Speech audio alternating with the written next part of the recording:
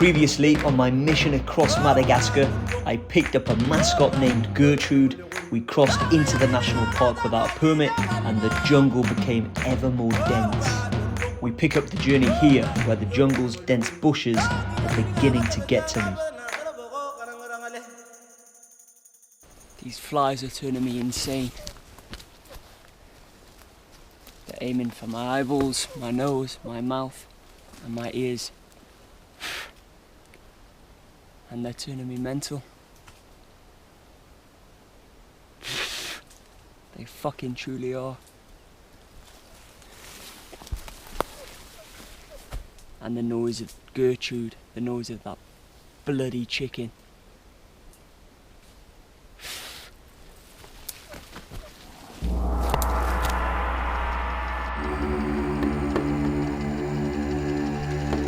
So I'm literally 2 meters from the summit and we were still scrambling our way up. And we're at the summit of San Brano, the worst mountain I've ever summited, but I am so happy to be here. Woo!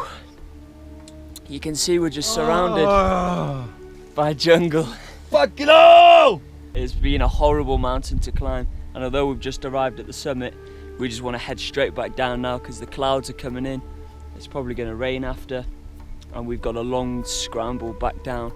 Luckily they've been hacking away at the trees, marking their way up, so hopefully we should be able to find our way down. San Brano at 2,501 meters. It's the 5th highest mountain in Madagascar and it's practically unclimbed. This was only 2.5 miles away, but it took us almost 9 hours. It's brutal, beautiful but brutal, and unfortunately we can't see the view, you know, because the jungle, but also the mist and the clouds. Time to get back down. So we made it down last night and we absolutely flew down.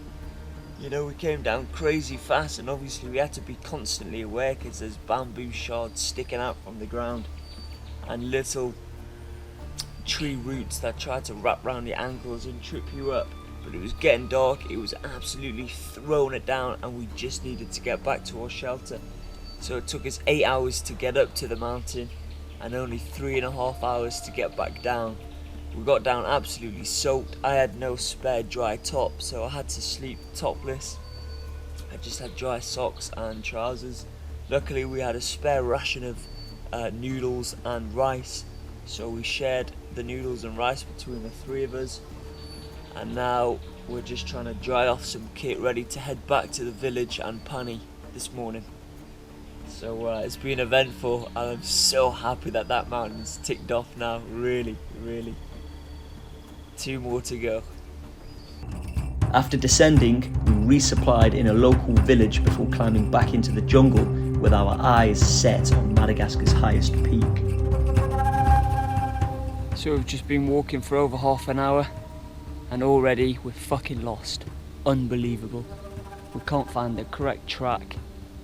The guy said they knew where they were going, so we trusted in that. But now we're just all over the mountains, going backwards and forwards, zigging up and down the hills. Not a clue. I cannot believe it. I cannot believe it. What an absolute fucking piss take. We're trying to get over this mountain range here. That's where Malaria lies. But the path's just split into a billion different directions, so it's impossible to know which one the correct path is. Ah man, already half an hour and I'm already hating it. I'm sick of these mountains, I'm sick of the jungle. Get me the fuck out of here. Eventually we found the correct route, which led straight to another river crossing and into some dense jungle before Madagascar's rainy season struck again. It started throwing it down, everything's just absolutely soaked. We can't find our way to the summit today, but we've climbed pretty high up. We're almost 6,000 foot. So it's getting late, it's going to get dark in a couple of hours, and so we quickly looked for a flat space, hacked away all the bamboo. We've got a shelter. We try to collect the water from the shelter. Yeah, we've got water that we're collecting here and here. We've got a fire on the go. It was fast spotting a mole. He found it just burrowed underneath a tree, pulled it out, and now he's cooking it. He's gonna have it with his rice. Whilst my guide tucked into what I'm sure was a tasty tin wreck, we set up our beds to try to get some sleep. So we've just woke up here in the jungle and we've got what looks like rufous lemur right above us. We just heard their noises and we can see it. It's too difficult to get on camera, they're quite high up. But the sun's shining. It was red sky last night and I said red sky night, shepherd's delight, it's going to be a beautiful morning. And it is. Blue sky, the sun's shining. Bearing in mind it's been raining for the last week or two. You know, it'll rain this afternoon, but it's nice to have the sun in the morning. But yeah, that's cool, waking up to lemurs in the jungle, eh?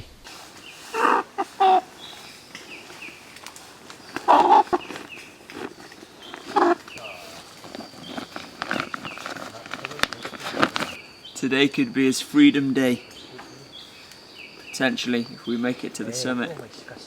But he loves his black bag, he gets all comfortable and starts sleeping inside. I cannot believe it just never ends. It's constantly fucking climbing up. Up, through this thick jungle. I've got such painful blisters. I've got bamboo hairs on me, the spiky ones which sting you. I've got flies flying into my mouth and trying to get into my eyeballs, and it's just so demanding. It's just never ending.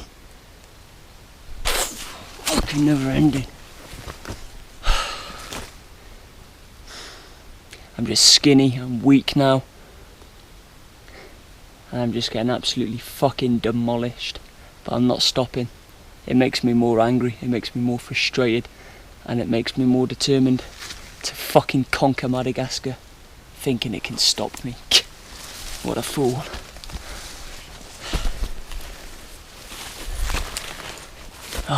It's just mentally drained me though, and physically.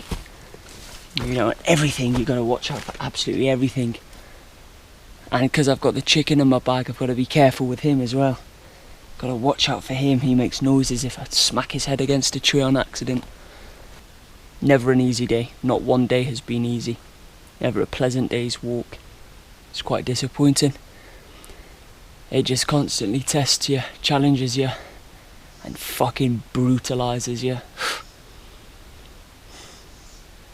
Can't wait till I'm done. I cannot wait till I'm done. Eventually we cleared the jungle canopy, but that didn't stop the damn noises of Gertrude.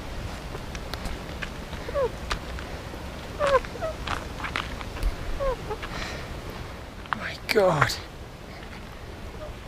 Gertrude and his noises.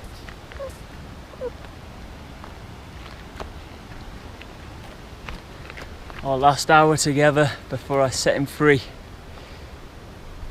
At this point, Gertrude was part of the team. He was with me for 2.5 weeks and he genuinely became like a pet. The bond was strong and I didn't want to leave him at the peak of mariculture whatsoever. I tried to convince Max and Lever to let me take him back down, but they weren't having any of it. So we've made it to the summit of Malaria at 2,876 metres. It's the highest mountain in Madagascar, and Gertrude here has lasted the whole way, but he's cold, he's wet. Unfortunately, I've got to set him free now. I doubt he'll survive long up here because it's so cold and it's wet. But hopefully he'll follow us back down. Carry him to keep away the bad spirits as we're climbing up. And we need to drink this mixed rum and honey in order for the bad spirits to allow us back down to the bottom safely.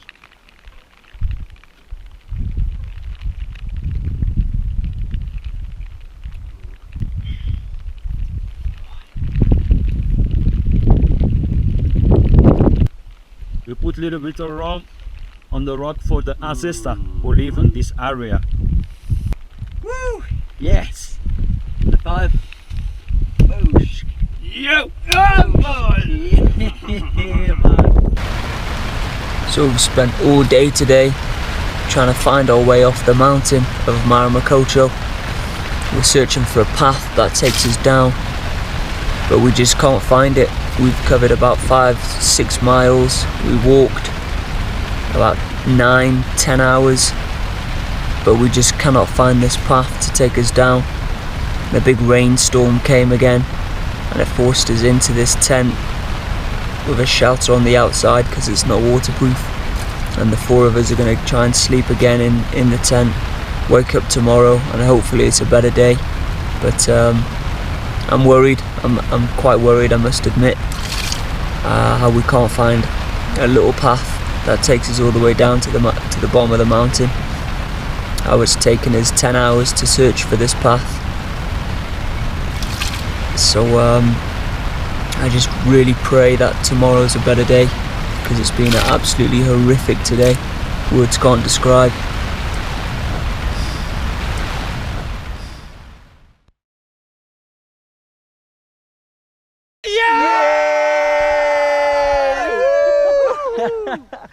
We found the path. Max managed to retrace his way back to a camp where he had stopped for a spot of lunch going back 3 years ago, and the fire was still there untouched, the wood obviously, and now we've refound the path after spending all day long yesterday in the rain looking for it. So we're buzzing right now. We're, the motivation's back, the excitement's there, and you can see that we're going to be following the ridge all the way down here and working our way down, which is great news because the lower down we get, the warmer it's going to be. But the weather's doing good for us so far. It's only 9:10. Oh, but I was worried and I woke up. I was nervous this morning as to whether we'd find the path or not. And we need the path, because if we ignore the path and go elsewhere and follow a river, we could just come to a complete waterfall and there's no way around it. Or we could come to a complete cliff face and a drop. So it was important that we found the path. We just need to stay on it and not lose it and get the hell out of here. Yes. It was stressful to find this fucking path. So stressful. So stressful. Oh, I hated it. But yes. That path was a giant relief. It finally led us back to some civilization. So we've not seen another person for 6 days. And then when we were on the mountain tops in the distance, we saw this shelter, which is behind me. And it's a load of guys working here. They're carpenters, so they're creating all sorts of different things, but they're also looking after the zebu. There's loads of zebu, the cattle on the mountains.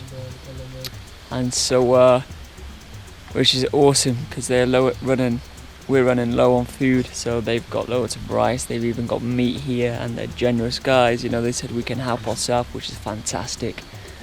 And we're all really hungry. And I found out we won't get to Zalambavi tomorrow. We'll get there the day after, which is a pretty rubbish news. And the tracks are still bad. But we'll get there, that's the main thing. And at least we're off the big mountain, away from the stormy weather. It's good to be here. But I'm looking forward to move on and get to Ambilabe.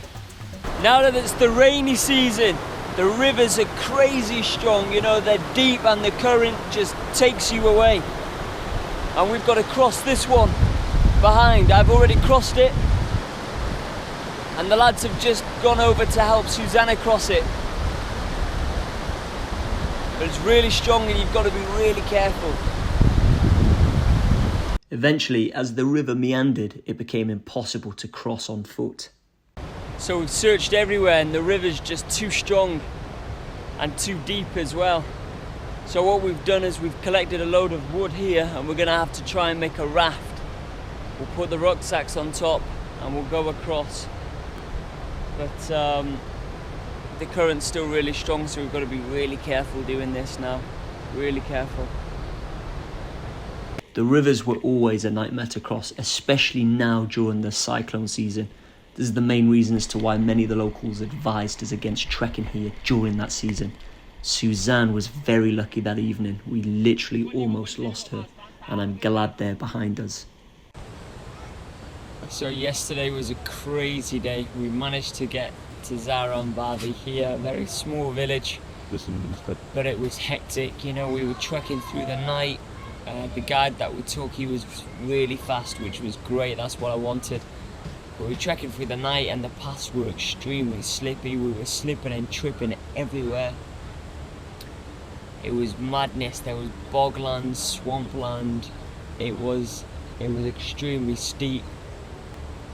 And we had a river crossing, and the river crossing was an extremely close call. We all gripped hands, all 5 of us, and tried crossing the river, but it almost sucked Susanna right out. Max and the guide had hold of her, and she was screaming to get back in. Luckily, she made it, and then me, Lever, and the guide went. Me and Lever lost our footing. My flip-flops are 3 sizes too big.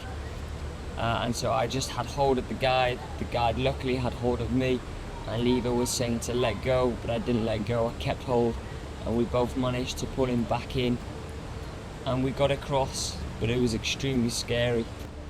But we've got a big river, the Mavavi River, that we've got to cross again, and this time it's bigger, it's more powerful, so we've been unable to leave today. It was raining all last night and this morning. And it's just too strong, the current, and it's really high, especially to take rucksacks over. You know, I'm worried for the river crossing, and I'm worried when I get to Anguilla Bay, and I'm worried how long I have to stay in this village for. We're looking to leave this afternoon, but the river's just not going down at all, even though it's not been raining for a good while. It's just too strong. So the river's gone down ever so slightly. Last night it only rained a little bit, so it was good to cross, but it's still dangerous, it's still extreme. It's full of crocs, not where we are, but this particular river. So we've got to be careful, but we've got 5 men here to help us, because they know where the shallow rocks are, so they're going to really help us to get across. And it's in 3 different steps, 3 different rivers split up by 2 islands. So but we're feeling ready, and we need to get across to get to Anguilla Bay to finish the expedition, so we're looking forward to it. So we've now made it across the Mavav River.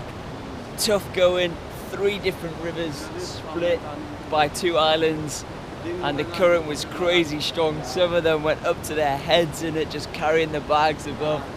But we made it, yes! Woo!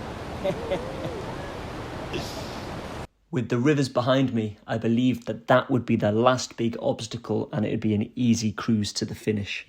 On the home stretch to finishing the expedition, which is just amazing.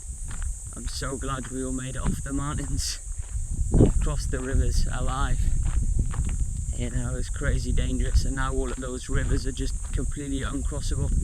A cyclone hit on the last 3 days of our walk down here, and luckily we'd crossed all the biggest and baddest rivers, but now they're not crossable whatsoever, so we would have been stuck if we were a few days late. Whew. But I'm just so satisfied now, walking.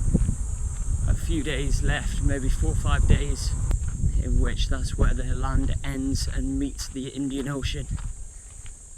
So, just incredible. Suzanne and Lever have obviously left now, so it's just me and Max making our way, soaking up the last few days. Doesn't feel like it's happening, it feels slightly surreal. I can see the ocean. Yes! I can see the ocean right in the distance. It's Diego, so it's not quite my finish, but still, I can see the Indian Ocean. I left the Indian Ocean down in Cap Sainte Marie over 150 days ago. So to see it again after 150 days is exciting. But yes, the home stretch, almost finished. This mega mammoth expedition. But just when I thought it was over, Madagascar introduced one more hurdle. Such a shame to be finishing my expedition in such awful weather and on such shit paths. My shoes keep getting sucked in the mud, My sandals have already broke. This morning they broke, and so I had to swap it again for some local bloody shoes. And I already lost one in the mud, but I re-got it again, found it again. It's just fucking awful. I'm just hating it. I prefer to be on Maramakocho or back in the jungles, I think. We won't get there today. The path's too bad. Even when I finish, I've got to walk 2 days back on myself. You know, it's not a glamorous finish with a champagne bottle and people waiting for me at the end. Nah, none of that. You know, it's just me and Max. We'll hit the finish. Take a photo, I guess, and head straight back.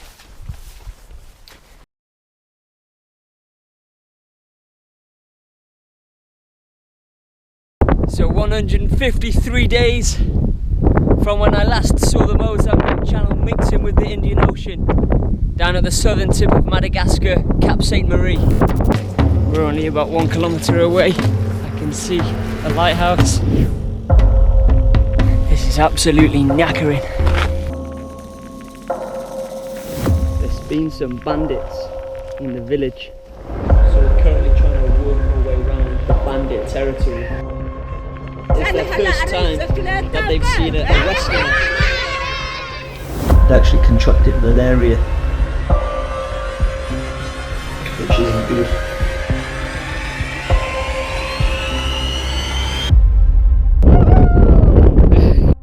So we've got our white chicken, meet Gertrude.